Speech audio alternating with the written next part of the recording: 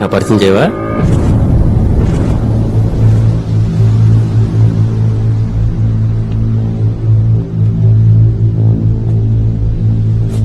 వృద్ధిని పరిచయం చేశా కుదరా. నేను లవ్ చేస్తుంది మహాన్.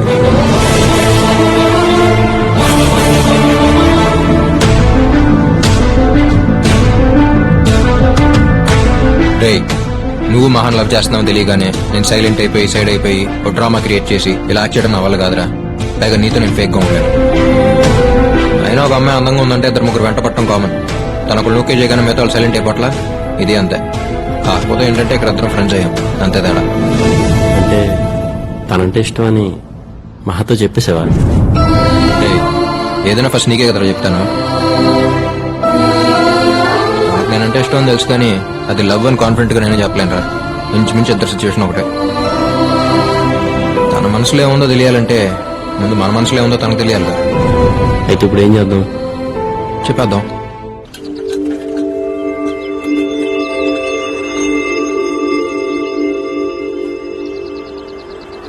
అలా క్యాపుచినో. Okay sir. నాకు అదే. Okay. One cold coffee with whipped cream, ice blended, not crushed. Okay ma'am. వెళ్ళేంత వరకు డాడీ మమ్మీలు ఇద్దరు నీ గురించే మాట్లాడుకున్నారు. తెలుసా ఆ రోజు వాడికి మంచి ఫ్యూచర్ ఉంది, నాకు తెలుసు వాడు పర్ఫెక్ట్ అని. అలా ట్రాన్స్ లోకి వెళ్ళిపోయారు. They are so happy for you అసు. అసలు అనుకోలేదు మీరిద్దరు ఫ్రెండ్స్ అయి ఉంటారని. It's a small world. అవును, ఏంటి సడన్ గా కలవాలన్నారు?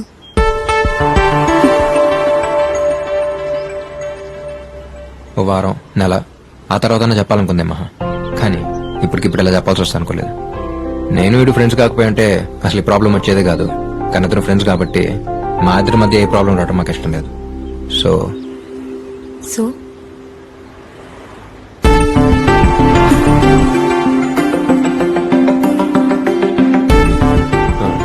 ఏంట్రా ఇప్పుడు నేను పక్కన రే, మహా, ఎప్పుడైతే వీడు నేను మీ అన్నయ్య పెళ్ళి చూశాడో అప్పుడే ఫ్లాట్. నీకోసం గుండెలో గుడి, చర్చు, మసీదు అన్నీ కట్టేశాడు. మామూలుగా ఈడు ఒక అమ్మాయి గురించి మాట్లాడటం ఇప్పుడు వినలేదు. అలాంటిది ఎంత ఫీల్ అయి మాట్లాడింది ఫస్ట్ టైం నీ గురించి. బయటికి చెప్పట్లేదు కానీ he loves you lot.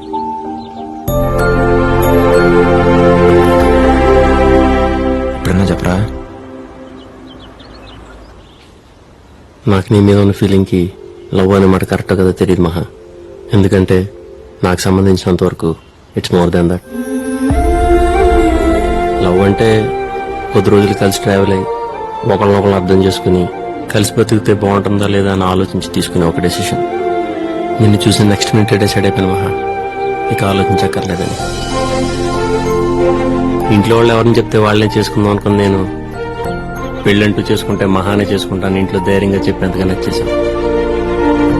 But నీ ఇష్టం ఏంటో తెలియకుండా నా ఇష్టం నువ్వని చెప్పడం నీ ఫీలింగ్స్కి రెస్పెక్ట్ అన్నట్టే. అందుకే అయిపోయాను మహా.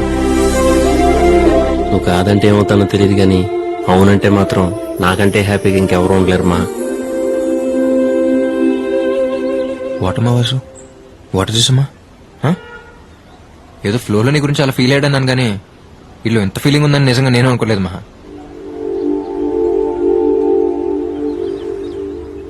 నాకు మా ఫ్రెండ్షిప్ తప్ప ఇంకో ప్రపంచం తెలియదు మహా. లైఫ్లో అన్నిటినీ క్యాజువల్గా తీసుకునే నేను సీరియస్గా తీసుకుంది వీడిని, తర్వాత నిన్నే. మనం అలా యాక్సిడెంట్తో కలవటం, ఇద్దరికి మ్యూజిక్ ఇష్టం అవటం, ఈ ట్రావెల్లో నాకే తెలియకుండా కనెక్ట్ అయిపోవడం, ఇదంతా నాకు కూడా కొంచెం కొత్తగా అనిపించింది.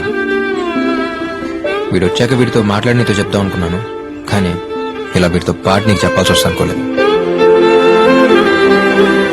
జనరల్గా ఒక అమ్మాయిని చూడటం, వెంట పడటం, తనే లైఫ్ అనుకుని బతికేయడం, ఇదంతా టైం వేస్ట్ అనిపించేది. కానీ ఎప్పుడైతే నేను చూశాను నీకోసం అంత టైం అయినా వేస్ట్ చేసి అనిపించింది. మనకు ఒకరు ఎంత నచ్చారో చెప్పగలిగితే అది ఇష్టం. ఎంత ఇష్టం అని చెప్పలేకపోవడమే ప్రేమ. చెప్పలేనది ప్రేమ నాకు అంటే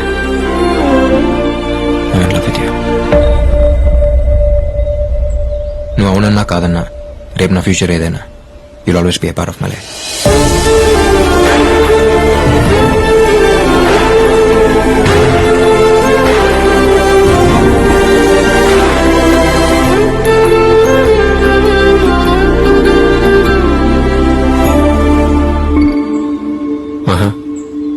మేము చెప్పాం కదా, నువ్వు వెంటనే ఏం చెప్పక్కర్లేదు.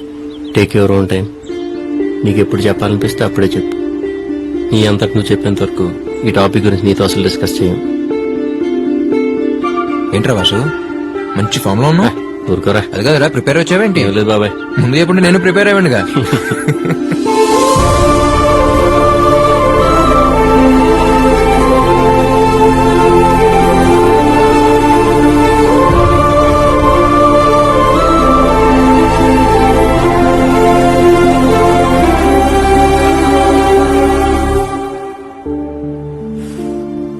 అయినా ఇద్దరు ఒకేసారి ప్రపోజ్ చేయడం ఏంటి?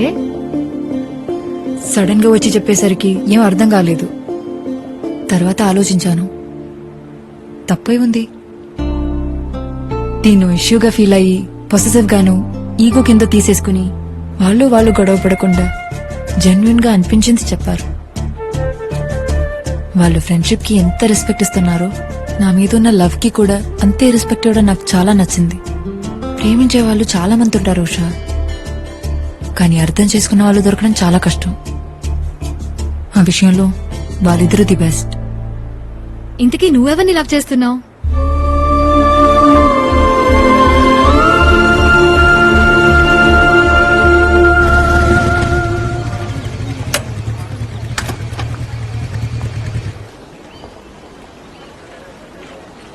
అమ్మిచ్చిరమ్మంది. ఏమైంది మహా?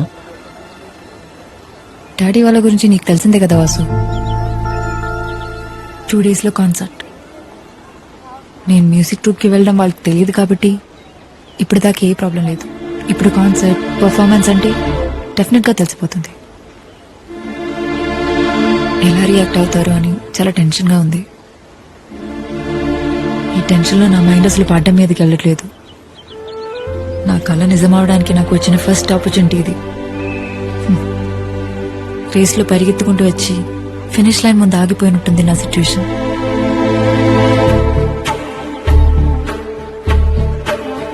ఒక నిమిషం.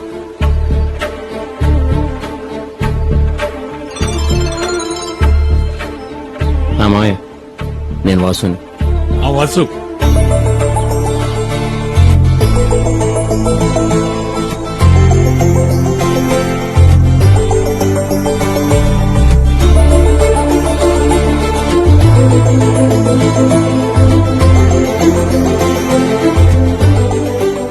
ఒకసారి మాకే వాసు. మావయ్య మాట్లాడు. Hello daddy. ఎంతో ఆలోచించి ఉంటే తప్ప వాసు అంతలా మాట్లాడు. I think it's right. Daddy cricket అంటే చాలా ఇష్టం. ఇప్పటికే ఇండియా పాకిస్తాన్ మ్యాచ్ వచ్చిందంటే అన్ని పనులు మానేసుకొని టీవీ ముందు సెటిల్ అయిపోతాను. ఆ క్రికెట్ ఎలాగో నీకు మ్యూజిక్ ఎలాగా. గో హెడ్ నాన్న. Thanks dad. Good luck.